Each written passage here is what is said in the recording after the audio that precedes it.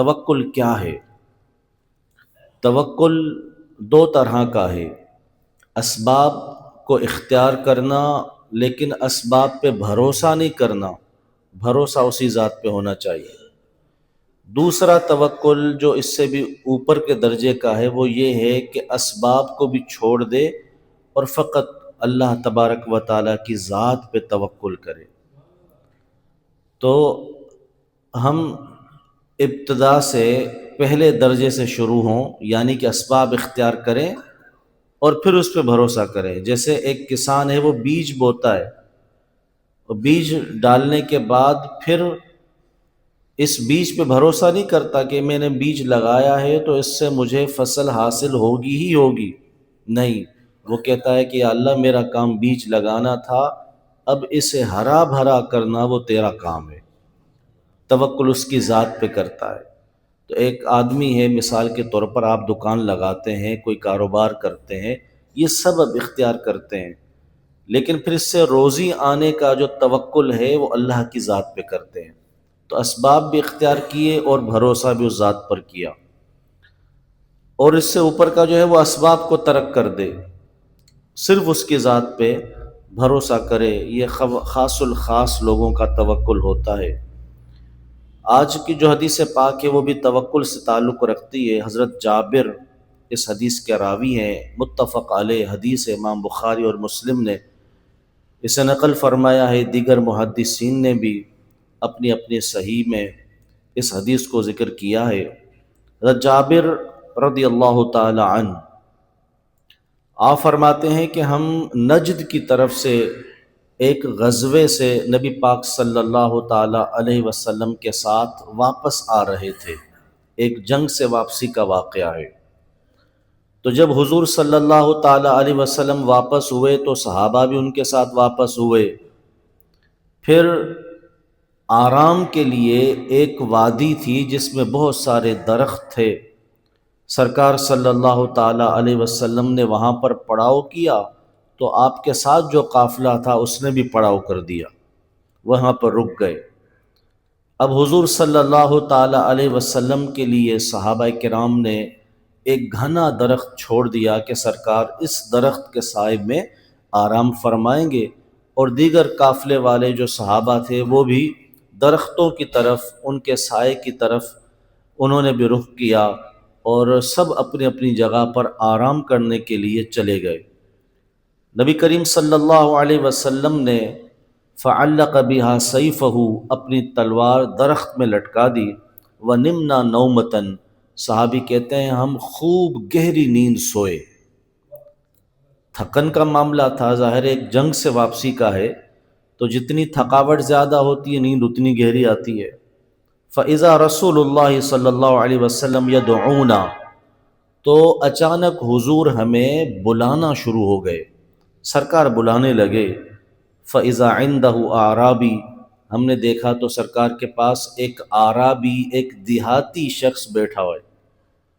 فقال، حضور نے ارشاد فرمایا کہ اس آدمی نے میری تلوار اٹھا لی اس حال میں کہ میں سو رہا تھا، اور میری تلوار کو اس نے مجھ پر تان لیا اور مجھ سے کہنے لگا من یمنعک منی، اے محمد اب بتاؤ تمہیں مجھ سے کون بچائے گا؟ تمہارے صحابی بھی سو رہے ہیں اور تمہاری تلوار بھی میرے پاس ہے، اب تمہیں مجھ سے کون بچائے گا؟ دیگر روایات جو ہیں ان میں سے ایک روایت میں آتا ہے کہ سرکار صلی اللہ علیہ وسلم نے صحابہ کو بلایا اور واقعہ سنایا کہ اس نے میری تلوار اٹھا لی اور مجھ سے کہہ رہا ہے کہ تم مجھ سے خوف کرتے ہو، تخافنی، اب تمہیں میرا خوف ہو رہا ہے، ڈر لگ رہا ہے؟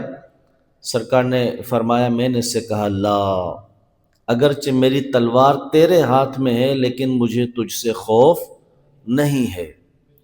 پھر اس نے کہا من یمنعک منی، تمہیں مجھ سے کون بچائے گا؟ آپ صلی اللہ علیہ وسلم نے فرمایا اللہ۔ پھر اس نے دوسری مرتبہ کہا من یمنعک منی، تمہیں مجھ سے کون بچائے گا؟ آپ نے کہا اللہ۔ پھر اس نے تیسری بار کہا من یمنعک منی، وہ بھی پریشان تھا کہ یہ عجیب شخصیت ہیں کہ جن کے سامنے تلوار ہے، موت سامنے نظر آ رہی ہے اور انہیں کوئی خوف نہیں ہے۔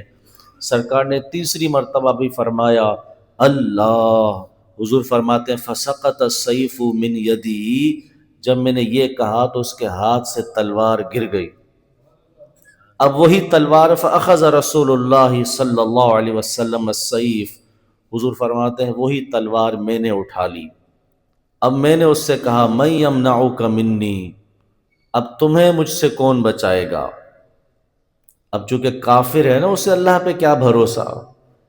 ہاں، کافر ہے تو شمشیر پہ کرتا ہے بھروسہ، اور مومن ہے تو بے تیغ بھی لڑتا ہے سپاہی۔ یہ کمال ایمان ہے حضور صلی اللہ علیہ وسلم کا کہ تیغ اپنے پاس نہیں ہے، لیکن بھروسہ اس پر ہے ہی نہیں، اللہ کی ذات پر ہے۔ تو وہ شخص کہنے لگا کن خیر آخذ، آپ پکڑنے والوں میں بہترین پکڑنے والے ہیں، آپ نے میری پکڑ کر لی، اب میں آپ کے ہاتھ میں ہوں، مجھے کون بچائے گا؟ حضور نے فرمایا تشہد ان لا الہ الا اللہ وانی رسول اللہ، تو بچ سکتا ہے اگر تو یہ گواہی دے کہ اللہ وحدہ لا شریک ہے اور میں اس کا رسول ہوں۔ یہ گواہی دے تو بچ جائے گا، یعنی تجھے بھی اللہ بچائے گا؟ قال لا، اس نے کہا نہیں، میں گواہی نہیں دوں گا، میں ایمان نہیں لا سکتا۔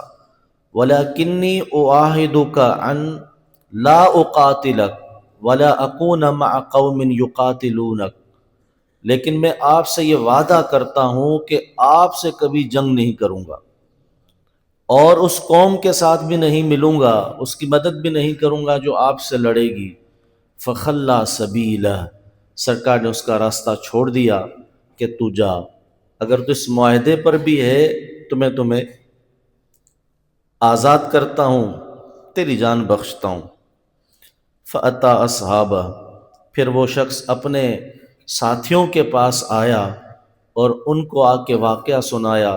جب ان کے پاس آیا تو آ کر کہنے لگا جئتکم من عند خیر الناس، میں تمہارے پاس آ رہا ہوں کائنات میں، لوگوں میں سب سے بہترین آدمی کے پاس سے،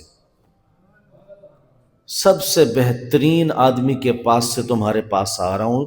یہ گواہی کون دے رہا ہے؟ کافر، کہ میں خیر الناس، سب سے بہترین آدمی کے پاس سے آ رہا ہوں، کہ جو اگر چاہتا تو مجھ سے بدلہ لے سکتا تھا، میری گردن اڑا سکتا تھا، لیکن کمال جائیے حضور کے رحمت للعالمین ہونے پر کہ آپ نے کافروں پر بھی رحمت فرمائی ہے، ان کا راستہ چھوڑا، ایک معاہدے پر اس کی جان بخشی۔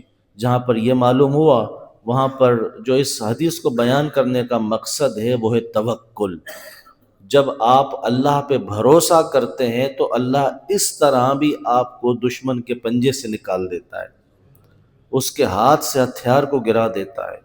سیدنا عمر فاروق اعظم کہتے ہیں میں نے رسول اللہ صلی اللہ علیہ وسلم کو فرماتے ہوئے سنا ہے لو انکم تتوکلون علی اللہ حق توکلہ لرزقکم کما یرزق الطیر تغدو خماسا وتروح بطانا، رواہ الترمذی۔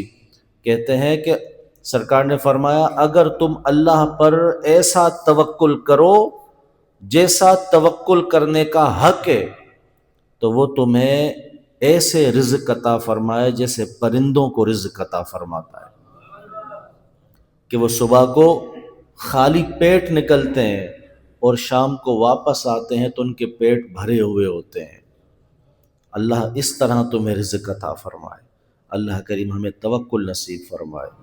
آپ رزق حلال کے لیے کوشش کرتے ہیں، توکل اس کی ذات پہ کریں، حرام کی طرف ہاتھ نہ بڑھائیں، دھوکے کی طرف نہ جائیں، جھوٹ کی طرف نہ جائیں، یہ توکل کے خلاف ہے۔ اس کا مطلب ہے آپ نے جھوٹ پہ توکل کیا کہ یہ کروں گا تو رزق ملے گا، نافرمانی کروں گا جب ہی مال بڑھ سکتا ہے، تو اللہ کے بھروسے کے منافی چیز ہے یہ۔